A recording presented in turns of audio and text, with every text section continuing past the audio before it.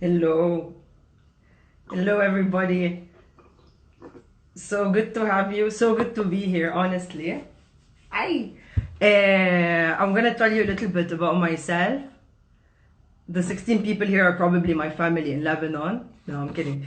Can you hear me? Is everything well heard? Cool. Bueno, so I'm going to introduce myself a little bit. I'm Lynn Dika. I'm from Lebanon. And I'm very excited to be here. Maricas are doing a brilliant job by creating the space for creatives to kind of share their work. And I'm going to start by saying that, but I'm going to say it in the end as well.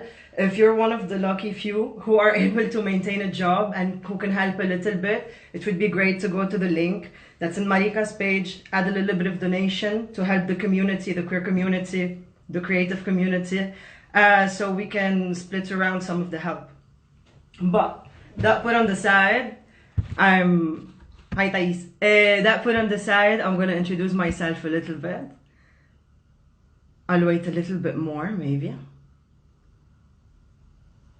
Bueno, I'm Lynn Dika. I don't know if maybe I've seen me in Maricas. Maybe you know me because of Queer Dot from the House of Maricas, who I highly appreciate for everything we've worked together on. But I'm gonna kind of show a different side of myself today. I am a visual designer and interaction designer, but I spend most of my time kind of understanding my identity and understanding where I come from, what does it mean to be queer coming where I come from, and it took a toll on my life and the way that I create what I create. And I want to take the space actually to talk about something that matters a lot to me.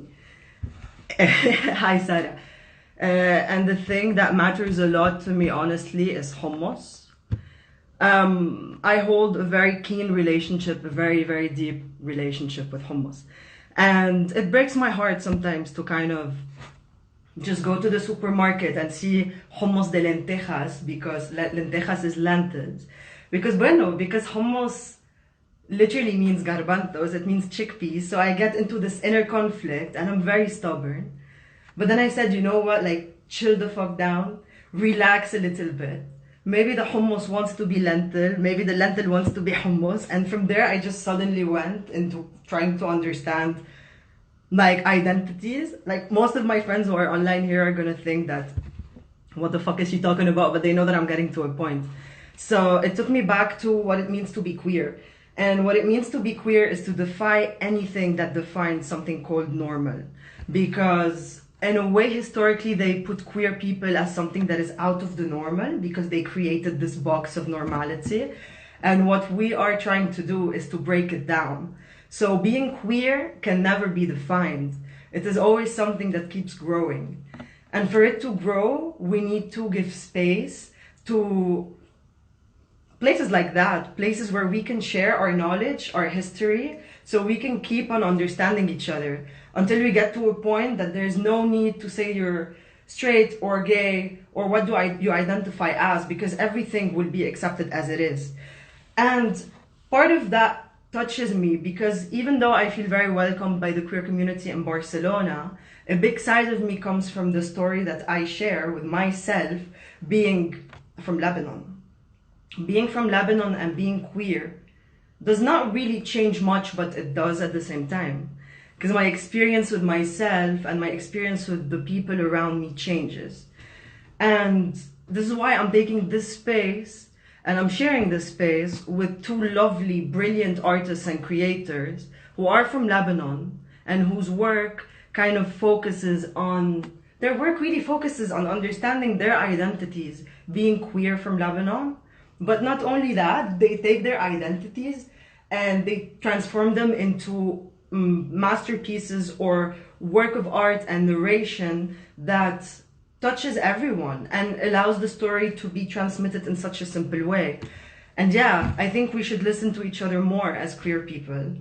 So I'm not gonna talk a lot more about me, and I'm gonna start with Sinine, who I hope is here.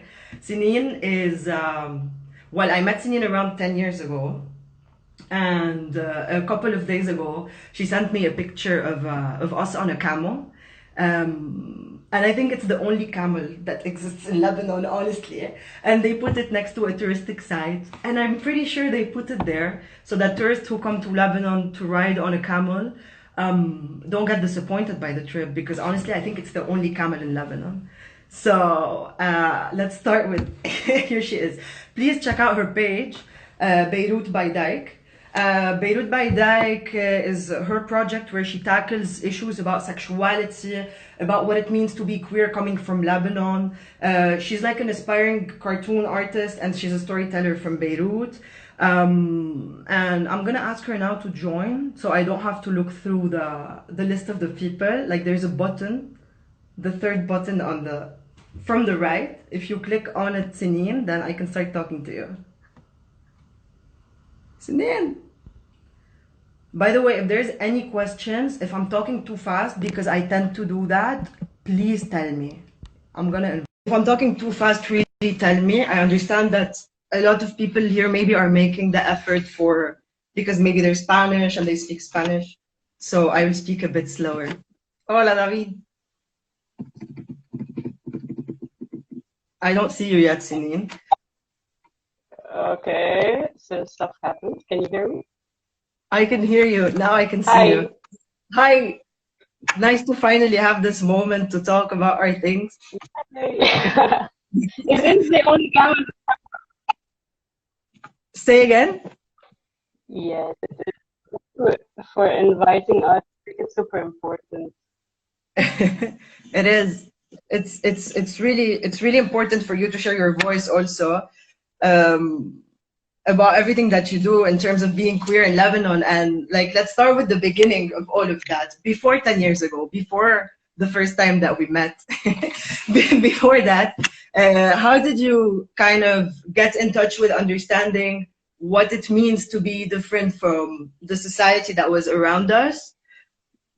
Yeah, like not necessarily just with your sexual orientation or your gender identity, but in general, like how did you start manifesting that at Sinine?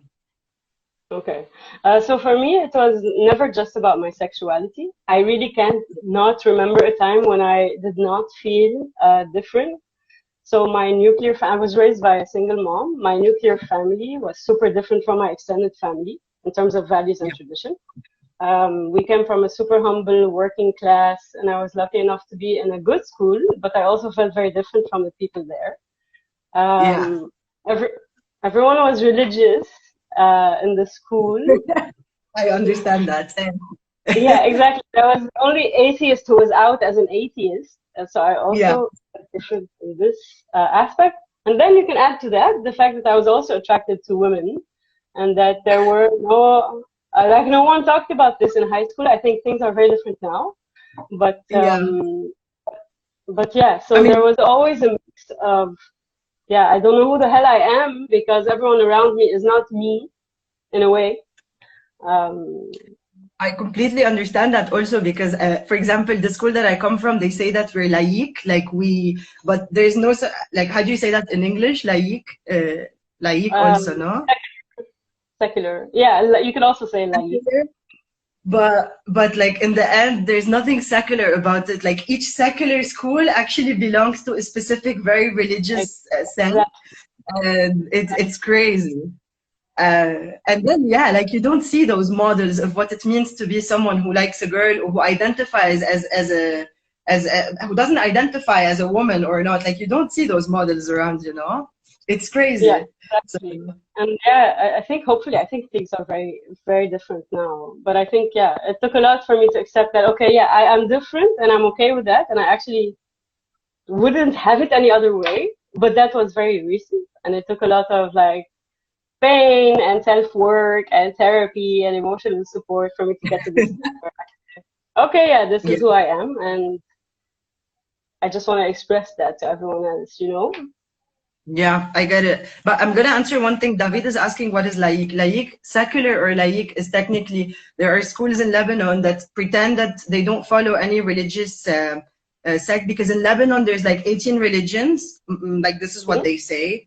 But there's there's 18 religions, and there's some schools that say that they do not follow any religion. But then you have a majority of people within the school that follows this religion. So you are directly impacted by, like, the whole even system and organization of the school becomes impacted by this religion or which political party it follows. But that's another topic.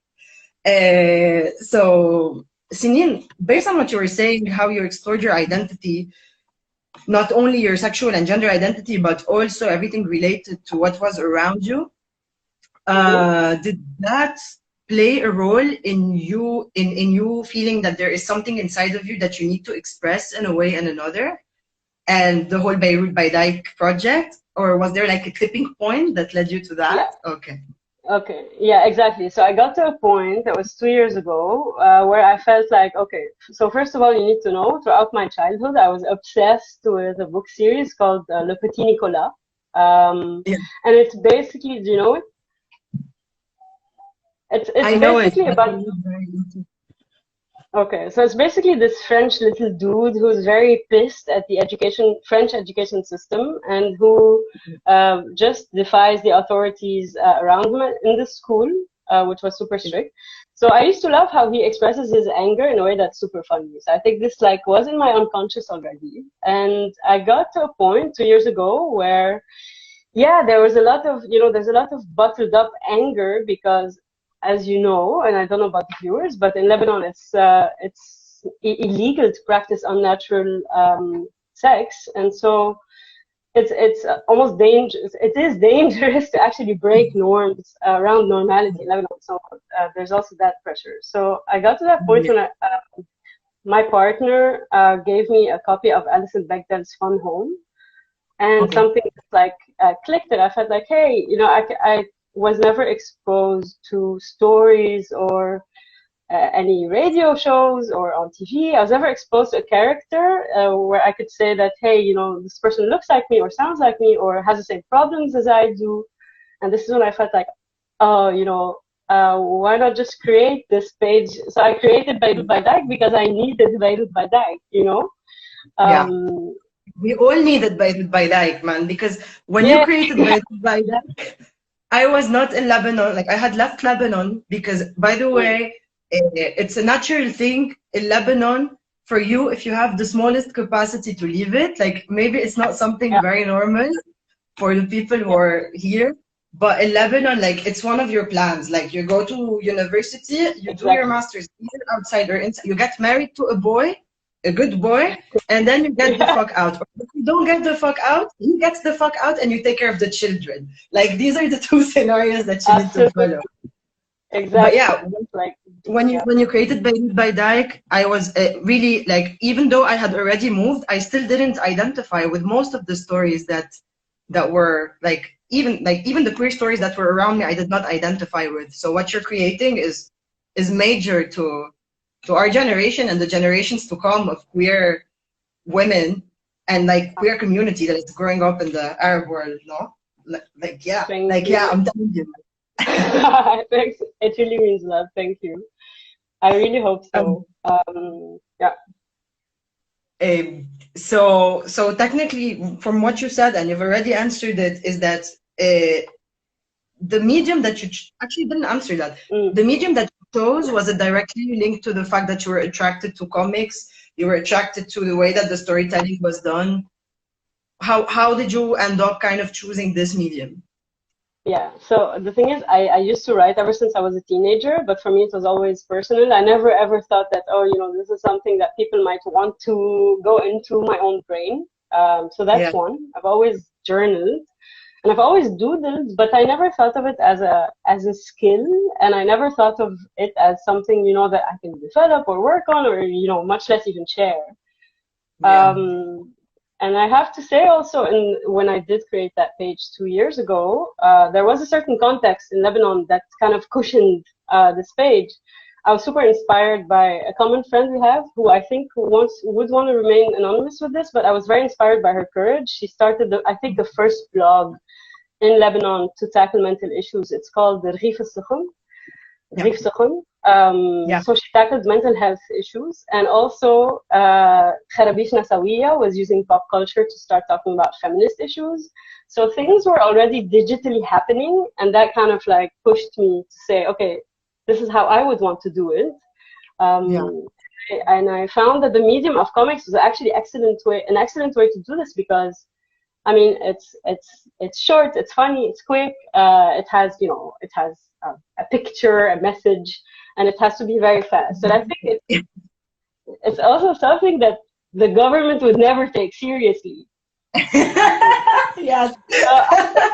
Right? Absolutely. So how important this is, like they surveil, I don't know, a Facebook post, but they would never think that my comic, I think, is like important enough to cut it down. And so it's great Exactly. with the oppression there. So Yeah.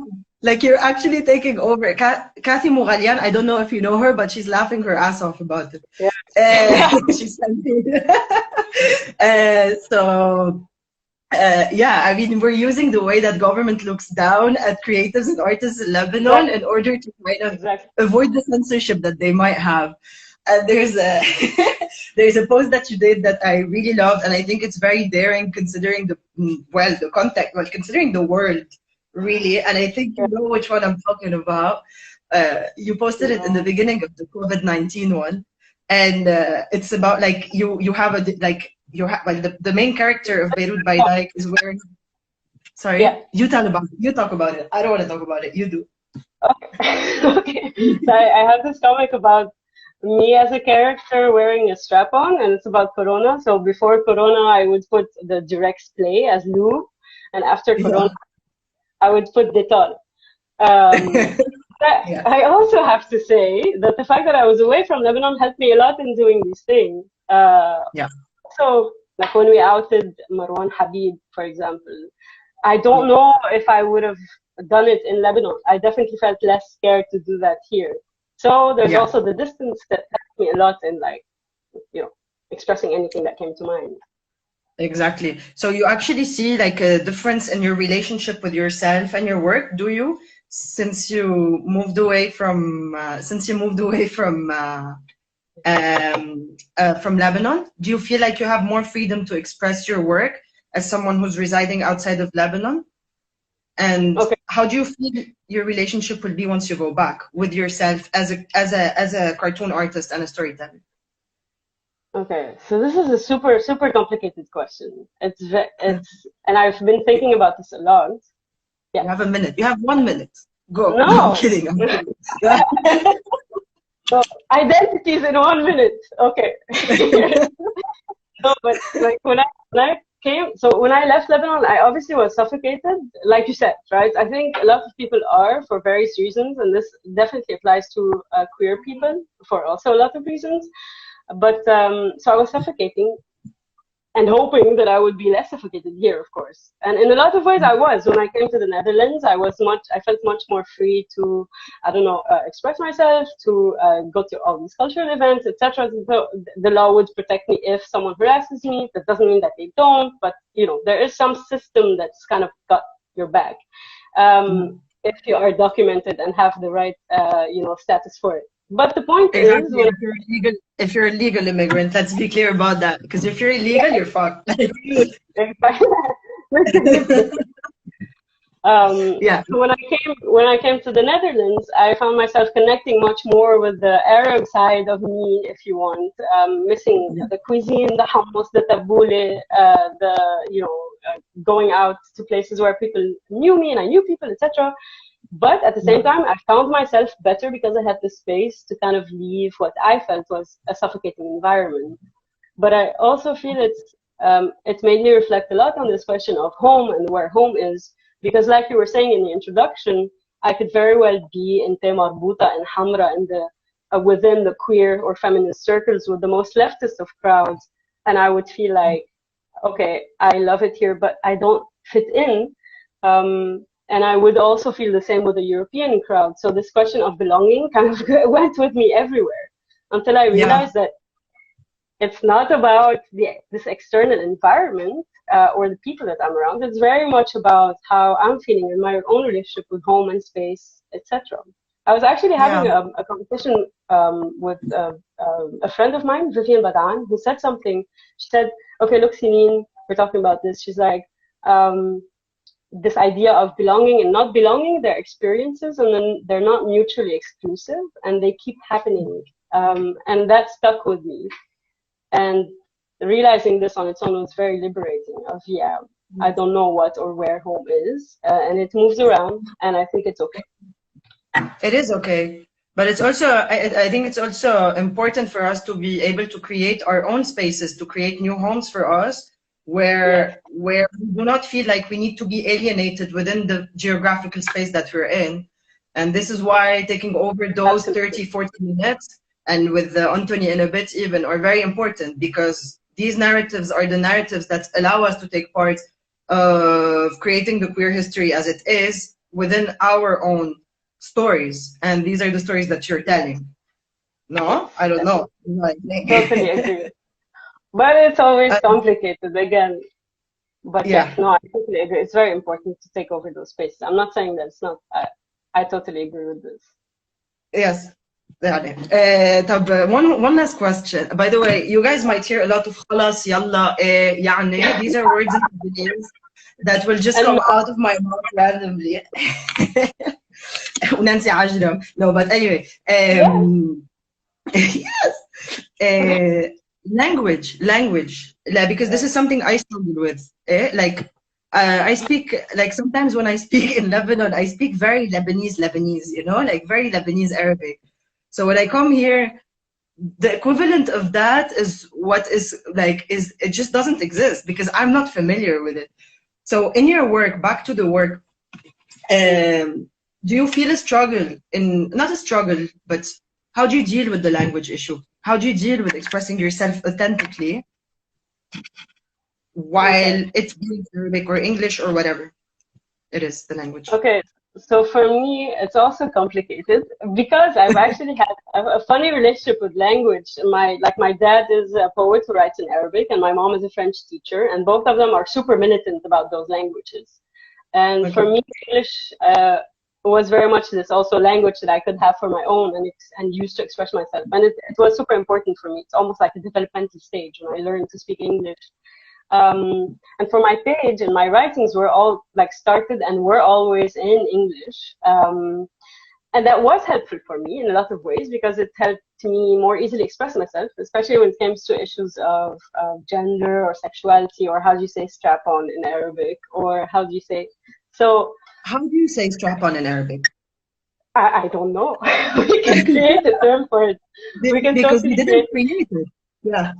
We didn't create that language. Because that side of our sexuality is not there. But yeah, go on. So. Exactly. We had to take it from Western concepts, which not always fit our culture, right? So it's only now that, again, I was away from Lebanon, I felt like, I kind of want to connect again with this language and use it, and I have been kind of integrating it because relatability is also super important to me. Like you said, this word authentic. I would want people to see my work and feel like, oh, this is something I would have said or I would have felt. And that very much has to do with language. So yeah, you're totally right. I think we should absolutely start using it to break those associations, because I don't agree with this idea that, Arabic can't be sexy, or Arabic cannot express gender. Very sexy. Yeah.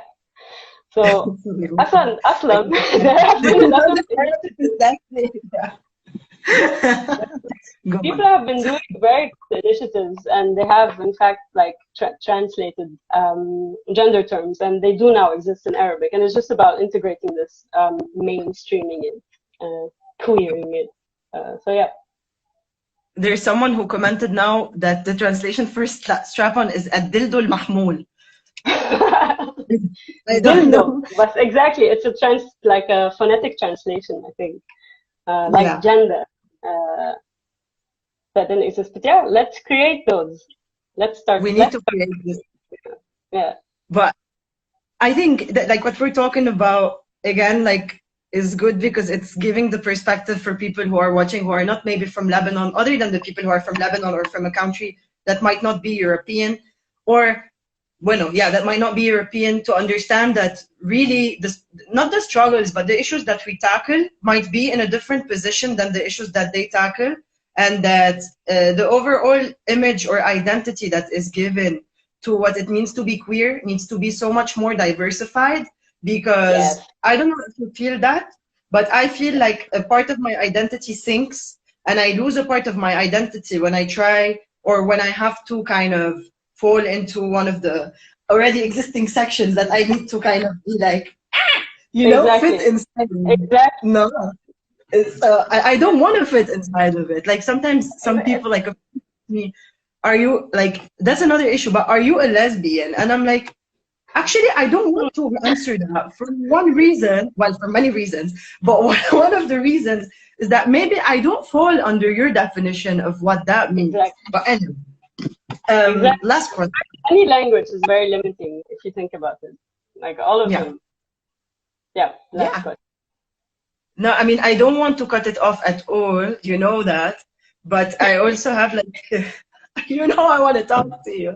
But Abdul just said that the translation for strap-on is الدلدو الملبوس. Honestly, if someone tells me الدلدو الملبوس, I will run out of the room.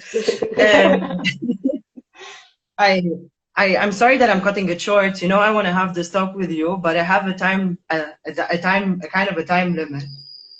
Yeah, it's okay. But again, I'm going to say for the people who are here that the page of Sinine that really exposes a huge part of being a queer person coming from Lebanon, living in Lebanon, and the different dialogues, inner dialogues that we have with ourselves, no? Like, yeah, obviously it's inner, so it's with ourselves, about being queer, what it feels like to move between countries.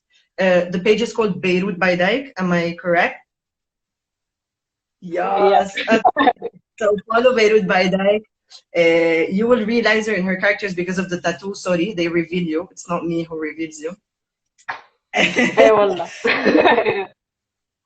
So the last question is, what is your relationship with hummus, lentil hummus? Lentil hummus.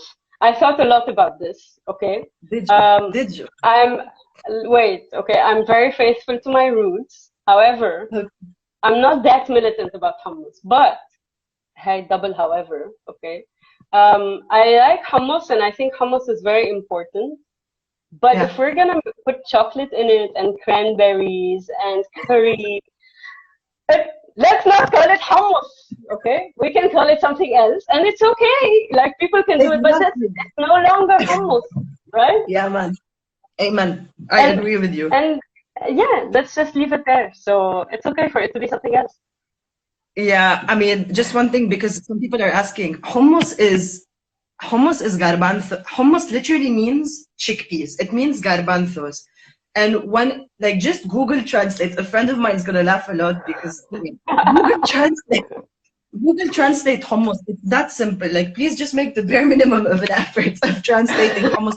And then make all types of pastes that you want made of everything. We would love it. We will eat it. Beetroot hummus is not a thing. I don't know who just said that, but no. It can't be hummus without hummus inside. Bueno. Sorry, okay? Okay.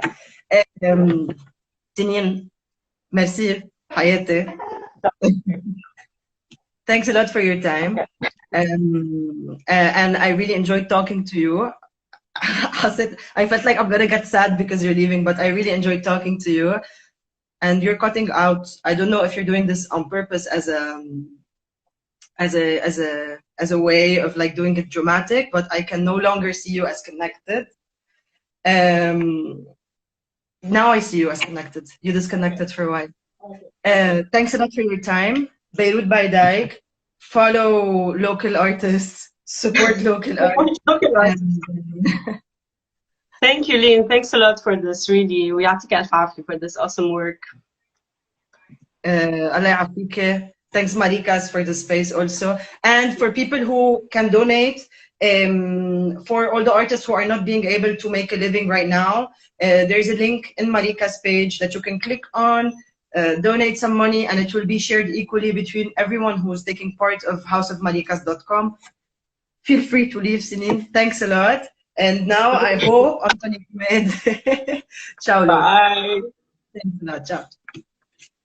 I hope that Anthony is connected somewhere. If not, hi. Hi, Leia Abu Yunus. Hi, Leia Abu Habib. I'm gonna try to connect to Anthony. He's here. Yes.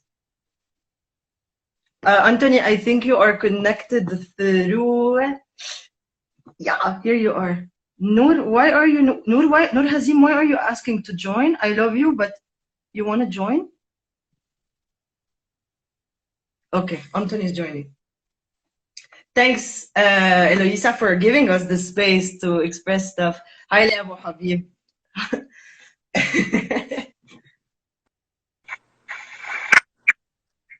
Hello, gorgeous. Hi, Lynn Dika. How are you? I'm good. Yes. I showered today. Yay! I'm so happy you did. You have some sunlight coming through the window, which is better than most of people who are not enjoying the sun by now. Yeah, I can. Can I? I'm wearing. What are you wearing? It's summer. It's almost summer. We're getting there. I'm gonna introduce you a little bit. Okay. So Anthony is a queer artist from Lebanon, but he's currently residing here. He creates autobiographical, excuse the pronunciation, theater pieces combining different mediums. And he shares his stories and experiences, especially the ones that have affected him and that have shaped him as he is right now. No? And he's constantly kind of investigating his queer identity through his work. In other words, I have seen one of your pieces that I fell in love with, which is called Los Papeles al Awraq, which is also an autobiographical piece, no, that you've created about your relationship. If you want to talk about it a little bit more rather than me talking about it. Yeah, Los Papeles is. I feel it's like a teenage like big like shout out, you know. It basically talks about bureaucracy. It talks about, first of all, it talks about being queer in Lebanon, about having a homosexual relationship, about the hardships and how you have to hide your love and stuff like that. Yeah. And then it talks about bureaucracy, and it talks about how hard it is for anyone with an Arabic passport to just go live somewhere else. Yeah. And basically, yeah, it's based on a story that I had with my ex. Yeah. We had to broke up because he couldn't come, and I had to move out. So it's basically about that. And the way that you've told it, and I'm not gonna get into details, is that it's beautifully set into the different steps that someone who is coming from Lebanon have to deal with without getting into details. It comes in the title that we have to go through the emotional processes that we need to go through in our separations. But you also set it up in a very authentic and real environment that doesn't dramatize our reality way too much, but also doesn't make it way too comical. No, it brings back the reality of what it means to be Lebanese, really. Yeah, it's true that we get to you can get to victimize also, no? Especially from a European point of view. I meet a lot of people that also knowing that I'm Arab or that I'm queer, they go to this, feeling sorry for you as if they're sure that, which I mean, all queer people go through a lot of obstacles anywhere in the world. Yeah. Be made easier or just different in different places, but at the end of the day, you do what you have to do. So exactly. How do you feel about being exoticized? In Lebanon, sorry, I cut. Can you say? I have honestly, I'm ambivalent about it. It was at the beginning. It was a bit too. I was like shit. A lot of people would be like, "Oh wow, this sounds," because it's in Arabic, for example. I could be vegetables, and they exoticize it so much, and they relate it to this. It's ethnic, which is annoying. To see that to us, maybe a Nordic person is ethnic. Yeah, you know what I mean. But exactly. We're considered any. It's a very colonial point of view. And yeah. I just went into too many parentheses. I forgot what we were talking about. No. I understand. I love your work. Hi, I wish you guys were able to be talking all the time, like talking the three of us, but Instagram is really limited right now.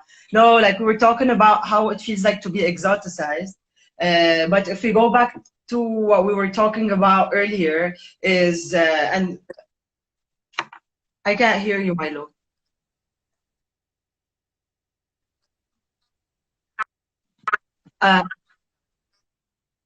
Anthony, you can't be heard. I think your sound is cutting. No, Can you repeat what you were saying? Because you were into it, but the sound was not there. Can you?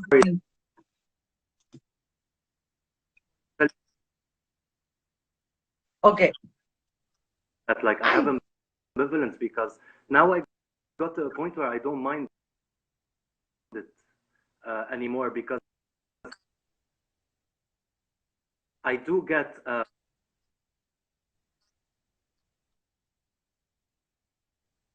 can you hear me? Yeah. I get you. Yeah. Can you hear me now? I'm gonna ask you a small question. But can you make sure that your connection is a little bit better, because I think the voice is cutting out or something. Can you try to tell me anything? That, I'm ambivalent towards fetishizing it because like I feel now that like I'm getting a lot of work also like that's a big factor of why I am getting work. So I got to a point where, all right, why not? Exactly. So can you hear me, by the way? You know what I mean? Anthony? You can hear me? Okay, I think I can't hear you very well. That's why. But bueno, how about I'm gonna try to call you back again just because the voice is cutting. Second, Anthony. Sorry, guys. Internet problems. For the people in the know what it feels like to be dealing with that. So I'm gonna call Anthony again.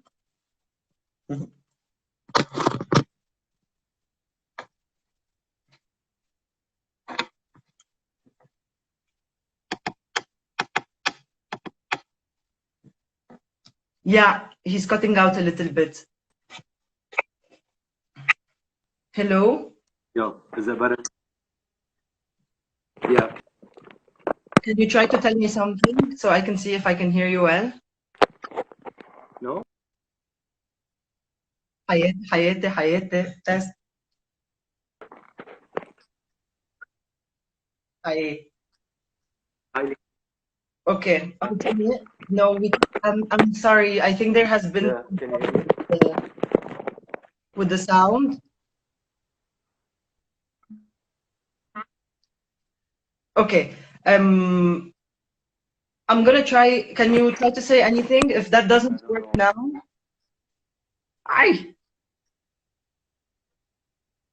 No. Anthony. Okay, guys. I'm gonna give it like 2 more seconds. 2 more minutes, actually. Seconds are very fast. But 2 more minutes. Anton. Meanwhile, hummus. No, I'm kidding. I'm gonna wait and see if it works now with Anthony. Stay a little bit more with us. Sorry. Hello, Anthony. عم تسمعني؟ يا الله ما عم بسمعك أبدا. So ما بعرف شو بدنا نعمل. I don't know what we can do about this. But there's some people who are waiting for you to talk. Some people are really excited about you talking, but I can't hear you. Bueno. That's sad. Guys, Anthony Kmeid work now. Please check out his work. It's full of work. It really speaks to the human side of being queer from Lebanon. One of the points that he was making earlier, and I kind of understood him. Rebel in Line, I'm gonna try again with Anthony. But one of the main things that he talked about is that at some point we got to a point.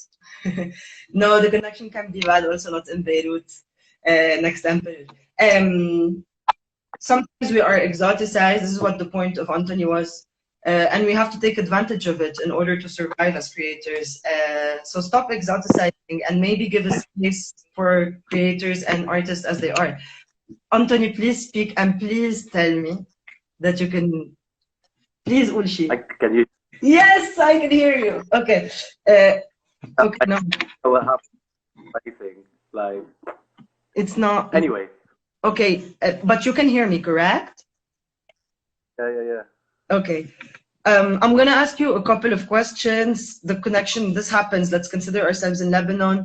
Do you feel that your background is interlaced with your identity? So when you talk about your identity, is it only, well, I might know the answer, but I want you to elaborate on it. When we talk about queerness, when we talk about identifying as queer, do you think that there's a separation between where you come from and identifying as queer in terms of your sexual orientation or your gender identity, or do they come hand in hand? No, I think of course they come hand in hand. I mean, your experiences, as much as we have like experiences that are very similar being queer like, anywhere in the world. Yeah. Experiences also, your experiences differ according to where, what kind of repression you've lived or what kind of discrimination you've lived. I mean, growing up in a place where you know that people might look at you weird because you're with a guy kissing is very different from growing up in a place where you might get attacked. I mean, you might get attacked anywhere in the world, yeah. But you know, it's more common that someone could get too offended by that, or they would legally try to you know, persecute you. So of course it is. I mean, they affect each other. Absolutely. And do you think that the fact that where we come from, this affects a lot, us growing up with these identities affect a lot the way that we decide to lead our lives later on? I mean, in a way or another. It's relative, yeah. But did the medium that you choose to express yourself come out of this form of feeling like you need to express something that is repressed within you, or did it come out naturally from you? What do you mean, like the medium that I use? Yes. No, I feel like I've always like been creative and expressed like anything I was feeling since I was a kid, and it came very like organically, like whether it's just like randomly like drawing or singing or whatever it is. And I'm a very emotional person, so I don't know. Yeah, I just learned different. I trained and I formed myself in different things, like different mediums in audiovisuals and in dance. And I've like worked professionally and you know as a dancer and as a videographer, and yeah, just mixing everything now makes sense for me because it's what I've always been doing alone at home. Okay. And never like that's all I do. I'm always creating. A lot of times it's shit. Sometimes it's fine. Same. So yeah, makes sense. Yeah, but you growing up, I mean, this is really a genuine question because I don't know, but you like coming where I come from, in a way, growing up as someone who wants to create was something that is counterproductive to you as an individual. I think we all deal with that. Like a lot of people deal with that, no matter which community you come from. So I was wondering if this is something that you had to deal with also growing up, or did you have the freedom to express yourself or to feel like you are someone who needs to create? If I had the freedom to express it, I mean, yeah. As someone growing up. Well, growing up, being a boy dancer was not the easiest thing. Like I did a lot of like. It sounds very dramatic, but it's like I've done a lot of like secret dance class and stuff like that growing up. I always like found this like bubble where I would allow myself to express whatever I wanted to express because Yeah. I didn't have the space. In Yeah. Lebanon, also like growing up in a very conservative, very Christian area, expressing was obviously always expressing stuff that would hurt or stuff that that affected me somehow. So it was talking about things that were not allowed. So I Absolutely. always had to find this bubble where I found the liberty and the space to just be And luckily, without. yeah, and it's luckily you were able to find that space, because out of that space you were able to create all the work that you're doing currently.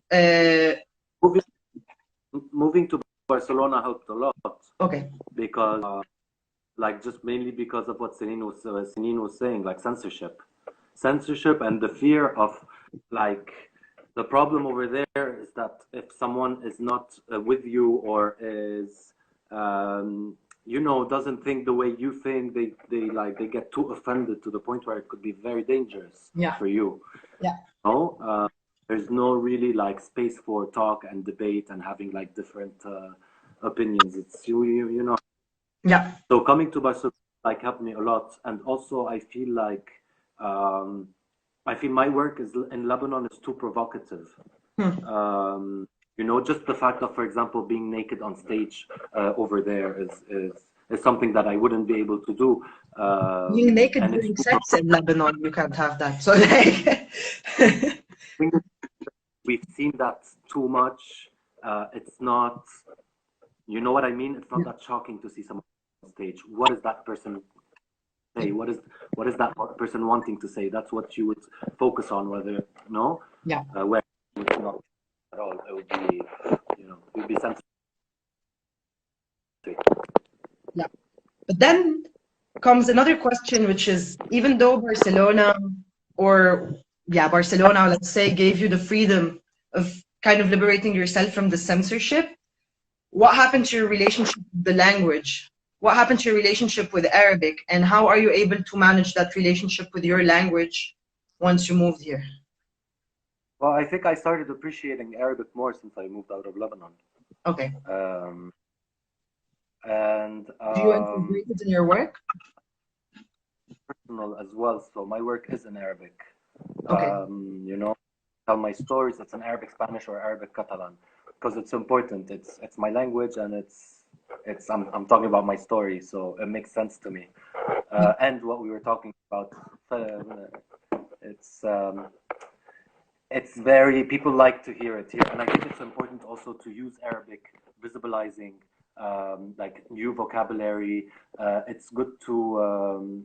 I think there's very little visibility to progressive thinking in the Arabic language, for it to be like present, like what Sinine does, for example, using the word kiss, which is vagina, is already like something that is non-existent. Yeah, absolutely. Lebanon. And it's important for us to move forward. We should start visibilizing more. Yeah. Absolutely. Yeah. I completely agree with that, and I'm glad that you're one of the creators and artists that are still using the Arabic language as a reinforcement and not hiding away from it. Because in Lebanon, in some parts of the society in Lebanon, there's a tendency to run away from the Arabic language in order to show that we have a specific superiority above the rest of the society. It's something that is common. And I think once we leave, I mean, at least me, I can't speak for anyone. Once I left Lebanon, I also had like a closer relationship with my language, because I felt like it's the language that I actually identify with the most. I know that's from my side. And the last question that I'm going to ask you is, yes, love Arabic as next emperor. Last question is, what's your relationship with hummus, with lentil hummus? And be honest about it, please. Lentil hummus. You know what? At the beginning, when I moved here and I saw all the kinds of hummus they did, I was a bit. I was shocked. I was. It was. Yeah, it was rough on me. It was here, But then, inside. honestly, I think hummus can be whatever they want it to be. Just don't call it from Israel. Well, say again, say again. Hummus can be whatever they want it to be, but just don't call it from Israel. Don't call it from Israel. Yes, okay, fine. You got that. Okay, I love you. Yeah. Mercadona's hummus. Listen, Mercadona's hummus is all right compared to other hummus, but like, yeah, the best hummus is in Baladi in Gracia. You should go check it out on the content. Exactly. You should check out Baladi in Gracia, and you should have a nice talk with the people there because they're really amazing. Anthony, شكرا جزيلا لوقتك for your time and for taking the space to give a space for others to get to know your work and who you are. And please follow, well, everyone who's interested in knowing more about the work that Anthony has to offer, you can follow it on Anthony_, which is the little line at the bottom, Kmeid, Kmeid, on Instagram. And thanks a lot. I think that's it. Like, I'm gonna close up with you. Thanks for your time. Thanks everybody for watching and giving us the space to share our realities with you. And again, if you want to donate money for the artists and creatives that might need it more than you, it could be as simple as possible.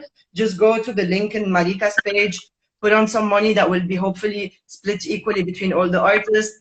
Hummus is made of chickpeas. Hummus is not Israeli. It's from the Levantine. And that's it. Ciao.